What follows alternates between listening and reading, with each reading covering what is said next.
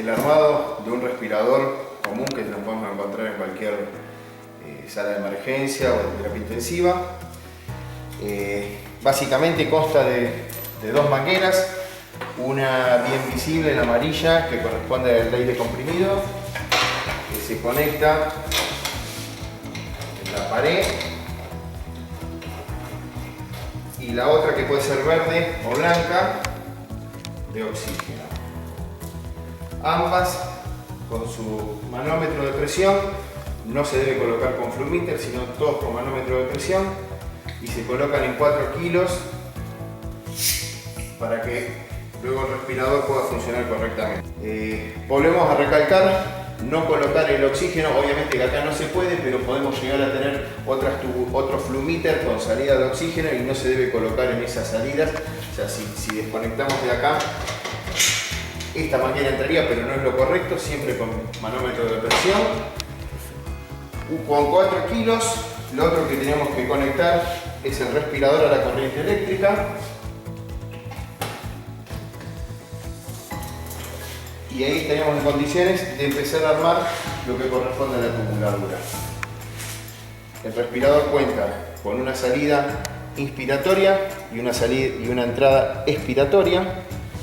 Para la protección, con los filtros correspondientes, vamos a colocar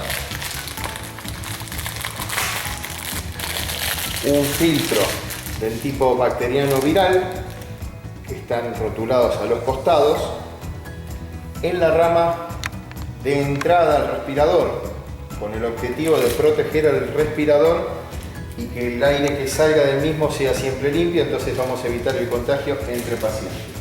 Como dijimos, a la salida del respirador es la inspiratoria, y esto a la expiratoria se coloca con el filtro. Una vez colocado eso, lo que vamos a colocar es, para realizar el seteo inicial, el filtro debe ser colocado, como dijimos recién, después de la I, con la inspiratoria y la expiratoria juntos, y debe ser colocado al hacer el seteo del respirador para que el respirador lo reconozca en cuanto a las resistencias y volumen muerto que va a tener el mismo. El encendido de este respirador en particular se realiza desde acá atrás, y es importante realizar siempre entre paciente y paciente la calibración y el seteo, porque lo que hace el respirador es hacer un seteo interno y una revisión de las tubuladuras para ver si hay alguna fuga o alguna pérdida, lo mismo que el filtro. Acá nos va a poner si es pediátrico o adulto. Al hacer pediátrico, al ser adulto, ya directamente con darle el enter ya está. Nos pide el peso ideal del paciente y los mililitros kilo. Ahora vamos a ver después cómo es eso. Le damos el enter como adulto. ¿Qué tipo de modificación vamos a usar?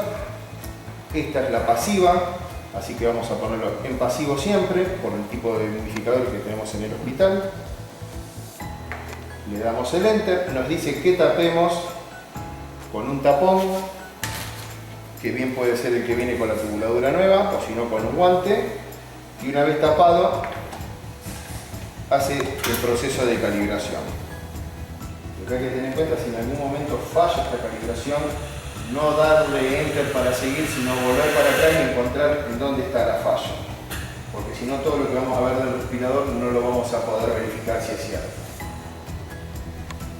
Una vez que pasó el seteo inicial, la calibración, lo que hay que hacer es el seteo básico para el paciente. Acá aparecen todos los modos ventilatorios.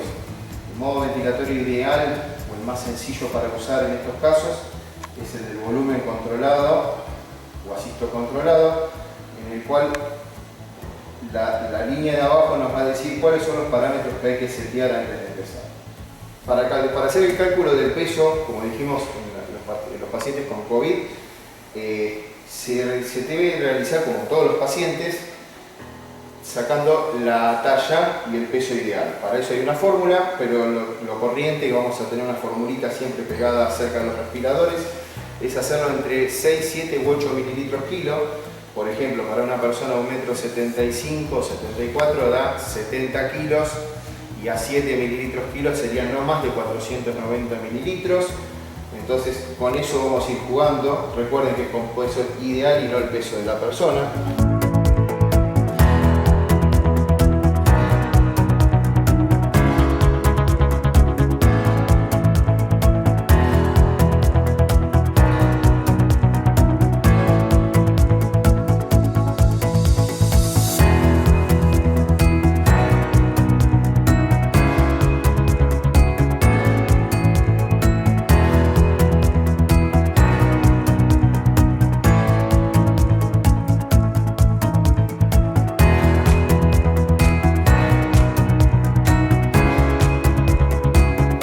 Seteamos, supongamos, como dijimos recién, 490 mililitros. El tiempo inspiratorio de 1 segundo para el adulto estaría bien. Siguiendo con el seteo, porque el respirador tira un seteo por default básico para que podamos empezar. La frecuencia que podemos colocar, estaríamos bien poniendo entre 16, 17, más o menos de frecuencia, estaría bien para mantener esta relación IE. La PIP, que es importante, que es la presión que va a encontrar el paciente cuando expira en forma pasiva para que no se les reclute ese pulmón. Y una PIP óptima siempre es que sea no menor de 5. En estos pacientes podemos oscilar entre 5 y 8 sin ningún tipo de problema, podemos poner 7.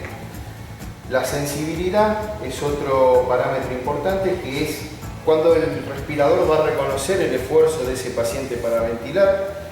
Y es importante que no sea un respirador, como se llama, que esté ventilando en forma dura, que reconozca, necesitamos que el respirador reconozca el esfuerzo del paciente.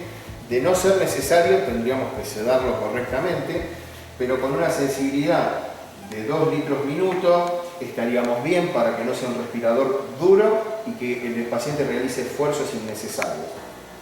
Y la FiO2, cuando recibimos el paciente, siempre es recomendable colocarlo en 100% hasta que se acomode el paciente, se toman los parámetros y se corrige todo, y después se desciende a valores no tóxicos, que serían por debajo de 60 o según los requerimientos gasométricos del paciente. Otro punto importante que tenemos que resolver o setear antes de darle el enter con esta perillita son el de las alarmas. El de las alarmas siempre son importantes, porque si no el ventilador va a estar cortando y ventilando mal al paciente. Entonces, las presiones que tenemos que registrar acá serían las presiones máximas, las mínimas, en donde nosotros podemos directamente, parándonos acá, ir cambiando y dándole el enter, ¿sí? Entonces, a partir de ahí podemos ir calibrando todas estas alarmas para que el respirador funcione correctamente. Un volumen que le vamos a pedir, ¿sí? Un volumen tidal que, por ejemplo, nosotros sabíamos que no debía ser mayor a 490. Acá la alarma va a estar en 735, es demasiado, entonces la podemos bajar hasta 530, por ejemplo, y que no ventilen por menos de 245. Dice ok y salimos, ¿sí? Y así lo vamos haciendo con todas las alarmas básicamente. El volumen minuto que resulta de multiplicar la frecuencia que tenemos en 16 por esos 490, ¿sí? Para que no nos hipoventile el paciente en determinadas circunstancias. Y después ya estaríamos en condiciones de directamente conectar esto al tubo endotraqueal del paciente o a la traqueostomía si fuera que tiene traqueostomía. Otra de las cosas que tenemos que saber es cómo cambiar este filtro, que es un filtro humidificador pasivo. O sea, primero les voy a contar cómo funciona este filtro. El respirador le manda el aire frío y el oxígeno congelado que tenemos en la puerta, y el paciente exhala. En esta exhalación, este filtro va a retener el calor y la humedad del paciente, para que en la próxima inspiración este calor y humedad del paciente le sirve para calentar y humidificar ese aire que está frío y seco. Pero se puede tapar de mocos, o con el correr de los días se puede tapar de mucha humedad. Ver gotitas indican que el filtro está funcionando bien, pero cuando esas gotitas son excesivamente grandes o hay impactación de moco, este filtro hay que cambiarlo. La forma correcta de cambiar este filtro para no contaminarnos en el momento de abrirlo y que se produzca la aerosolización La forma correcta, si tenemos el respirador andando, es clampear con una pinza el tubo. Una vez que tenemos el tubo clampeado, poner en stand-by el respirador.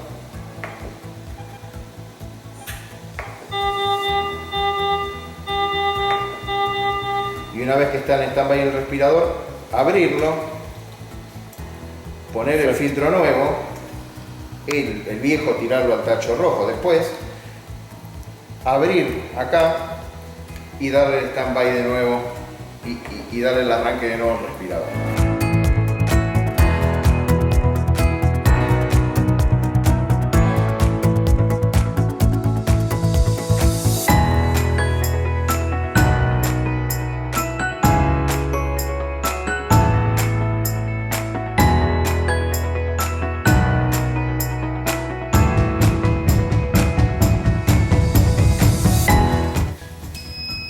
Bueno, volvemos a repasar el seteo y la puesta a punto del respirador.